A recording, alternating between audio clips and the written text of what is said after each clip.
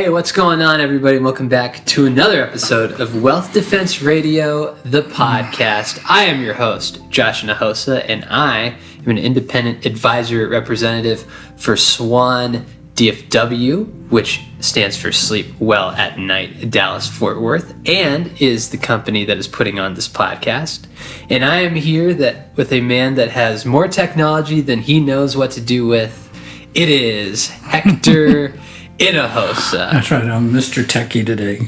Yeah, Hector's got 3 screens, a microphone, and a mouse in front of him, all to record one 15-minute podcast. Yeah. I'm telling you, it's just awesome. I don't know what I'm going to do with these, but it looks impressive, you know. I guess so. Hector is a certified financial planner, which is the top mark in our industry. He started Swan DFW 10 years ago, I guess 10 and a half years ago now, as we January are recording 2014, this. yeah. And the thing that we're talking about today is guaranteed income. Yeah, it's what puts the sleep well at night into the sleep well at night. It's our magic sauce. It's what we do. But before we get into that, we have our funny or interesting or tragic news story of the week. And this week we are traveling all the way across an ocean to get to New Zealand. Oh. Yeah. Where a food bank distributed candy made from potentially lethal amounts of methamphetamines. Oh, that's a bummer. That is a bummer. I remember when I was a kid, you and Mom being very jittery one Halloween because you thought people were putting razor blades inside Snickers bars or something. Yeah, that was a big deal. I just wanted my chocolate. I can't imagine meth. Yeah, well, and I can't imagine the guy who did that. I mean, that sounds, I don't know what meth goes for, but it sounds expensive. I did happen to hear the good news, if there's good news in the story, is that it tasted really bad. That's good. So the kids put it in their mouth, they just spit it right back out. The sweets have a street value of about $1,000 New Zealand per candy, which is about $608 American. Per candy. Per little. Yeah, he didn't do it on purpose. No. He went home and thought, oh my God, what have I done? Uh-huh. So they're working on, was it deliberate? Was it accidental? It feels like too much money probably to be deliberate. Feels like bad business, but he just messed up. So the moral of the story is don't keep meth candies laced with meth in your home. Next to your normal candies that you're going to go donate. So imagine a seamless segue here. Yeah. Let's talk about guaranteed income. Yeah. So we talk about a 60-40 portfolio, and that's like 60% stocks, 40% bonds most of the time. What else do people need to know about that? Well, and that 60-40, 70-30, 80-20 depends on how aggressive or conservative or how close you are to retirement. And that's the way you break up 60% in stocks and 40% in bonds or whatever the numbers are. And the idea is never to put all your eggs in one basket, and you want different kinds of investments. So when one goes down, in theory, the other one will go up. When everybody's selling stock, they got to do something with the cash. They buy bonds. More buyers of bonds pushes the bond market up. And that has been the yin and the yang. Huh? Bet you didn't think you were going to hear that today. Yeah. Or the balancing of a portfolio. And that's been around for a long time. Yeah, so why is that kind of important?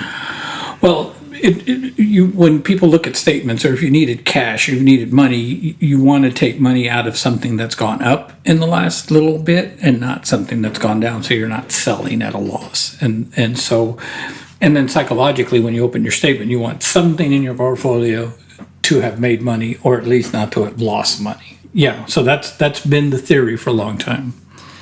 So stocks and bonds, in theory, stocks go up. Yeah. Bonds go down. It's called and then an inverse relationship. Yeah, that's in theory. in theory, but in practice, we've found that does not always happen. Right. And we have a chart here going all the way back to 2000. And so in the really big moments when we've needed the bond portfolio to buoy a sell-off in stocks in 2008, which was the housing bubble, and then 2012, and then again in 2021, 22, when there was a huge sell-off in stocks, if the theory was right, the bond portfolio would have buoyed it up. But what actually happened is, and you'll see in the charts, both when stocks went down, bonds went down with it. And so you had everything in the portfolios going down. And unless you were in cash, and very few people stay in cash for very long, you had some really tough years. And so that's when we started thinking about this all the way back in 2008. So there's got to be a better way of doing this. Right. So what's the main alternative we're talking about today? Well, one would be to be in cash, and of course, cash doesn't make you any money. So what has developed over the years is a thing called a fixed index annuity. And keep listening. I know when people hear annuities, they say, "Oh my God, this is terrible." But we call it in a fixed index annuity, we call it that zero is your hero. So the worst thing that can happen to your annuity is that you get a 0% return.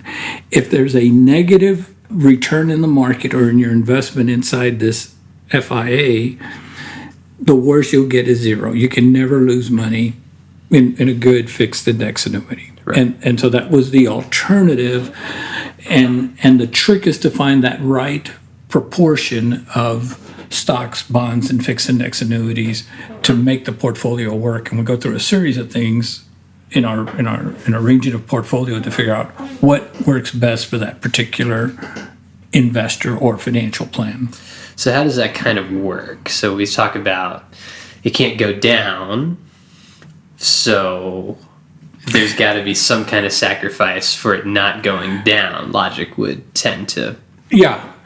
And so most people think I'm not going to get as big a return because, in a good fixed index annuity, they said, okay, it'll never go down, but you're only going to get, pick a number, 50% of the upside of the S&P 500. It means that the S&P 500 goes up 20, you only get 10. If it goes up 10, you only get 5.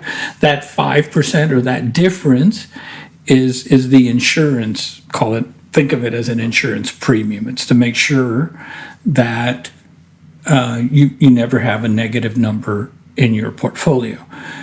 So most people think, well, then I'm going to give up a lot of money. Well, bonds are going to be the same thing, right? Bonds will never make as much money as stocks just because they don't. And you can see by the screens here that a bond return is closer to 3 to 4 or 5%, while a stock portfolio is closer to 8 or 9, 100% stocks. But what you need to realize in a fixed index annuity is that because you don't have the downs, you're not sacrificing all that much. And so, again, does everybody need a fixed index annuity? No. Should all your money be in a fixed? No. What percentage? Well, that's the magic sauce, right? That's what we do is put together portfolios that make sense to a lot of clients. And so, but that's the whole idea. Because you don't have the downside, you're not going to be down as much as you think. The other advantage, like you started with, is that there comes a point where you can, if you buy the right kind of fixed index annuity, turn on income. And that income will live for as long as you and your spouse are alive, if it's a joint income. And that really puts safety in the portfolio, because if everything else goes to zero, you know that at the end of every month or the beginning of every month, you're going to get your Social Security checks, a pension if you got it, and your fixed index annuity payment. So you can spend everything that you got last month because you're going to get all that amount this month. And where today's thing came from is we had a client who said, yeah, but to take that much safety, I like the idea of being that safe, but I don't like the idea of giving up a lot of returns. I'm not going to have as big a legacy as I do if I just stay in a pretty aggressive portfolio. And what was interesting is when we ran his portfolio, he ended up with, in his case, about $12 million at the end of the plan, which is for him, it's the end of his wife's life expectancy. And when we put the fixed index annuity in there with income, it was about $12 million. So he didn't really give up anything, and he had a whole lot less risk in the portfolio. And that's, we call that magic. We call that a good thing. Get the same returns, finish with the same legacy, and take less risk. That's pretty good. So to summarize that entire monologue, we are talking here about you're able to get to the same amount of money, your end result. It could. Potentially. Yeah. But you have significantly less risk because you have less downside. That's exactly right. You have, and it's not gaining as much, probably, as the market when it goes up. But because it's not going down, it's keeping pace. Yeah. A lot easier. A lot easier. And so there's a ton of different fixed index annuities, and there's a lot of things to know. This is not a call to action. Don't go. Give us a call. Let's see what you got, what's going on, and see if we can help you, and then we will choose the right annuity for you. Yep. Obviously, like he said, none of this is actionable. Talk to a professional. Preferably us. Yeah, and we're going to give you a couple different ways to do that. The first way is via email. We have an email address, like all good companies do, yeah, I hear. And that email address is going to be info@swandfw.net. That's info, like short for information, at swan, like the bird, DFW, like DallasFortWorth.net. And the other way is a phone number, 888-SWAN-DFW or 888-792-6339. Yeah. So you call those numbers, you call that number, you get us, you email. It's still only us. We're the only two. Yeah. So yeah. I'd love Either to hear way, from you. It's not going to be a customer service person. Yeah, we'd love to hear from you and see if we can help.